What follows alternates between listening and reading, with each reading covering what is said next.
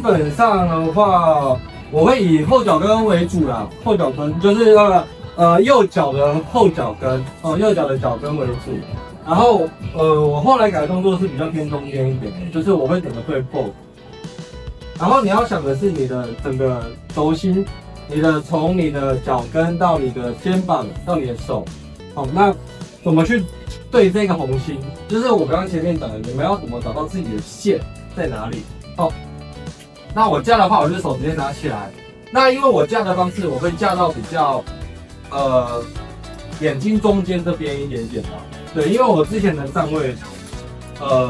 站比较右边，导致说我可能之前都是从右往左射，所以我架的话，我都会变得比较偏向到中间一点点的位置。我刚刚有跟几位有提到是说，为什么要做录影的动作？为什么要把手机放在前面做录影动作？你可以看到你自己的就是你自己的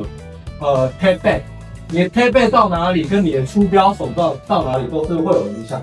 好，那我这边的话，我丢一次哈。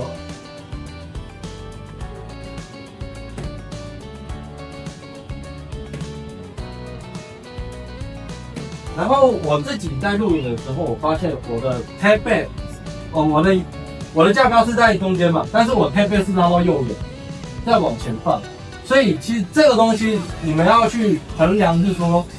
什么样的东西会不会影响到你的出手，才去做修改。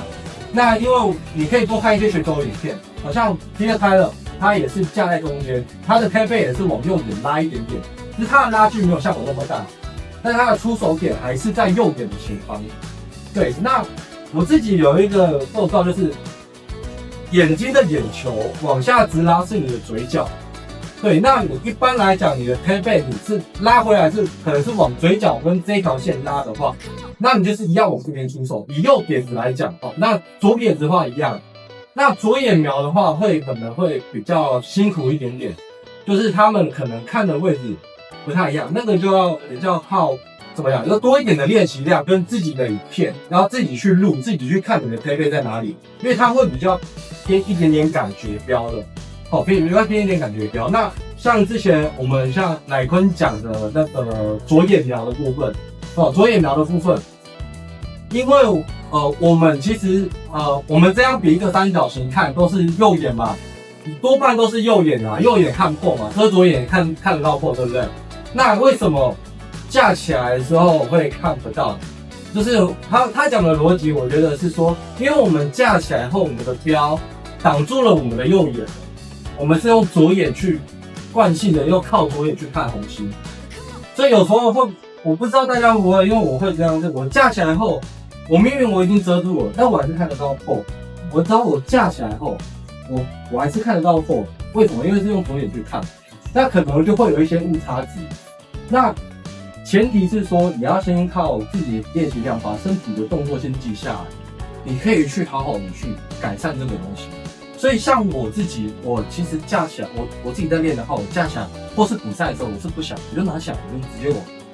我的位置就是对的，我就直接出去就好，我也不用去想说我要怎么去瞄准或什么，因为这个是在练习的时候就该做到的事情，就是我拿起来出去就是要红心。对，这是要靠练习量累积起来，那它就不是一个你要去做瞄准的动作了。对 ，OK， 差不多是这样。对呀，再啪，这是我新标，就是这样子。大家好，我是陈彦斌，魔力 Daniel， 这一组是我的新标，2月8号已经上市了它叫 Helix， 象征的是我希望我比之前的自己更强，所以我才取这个名字。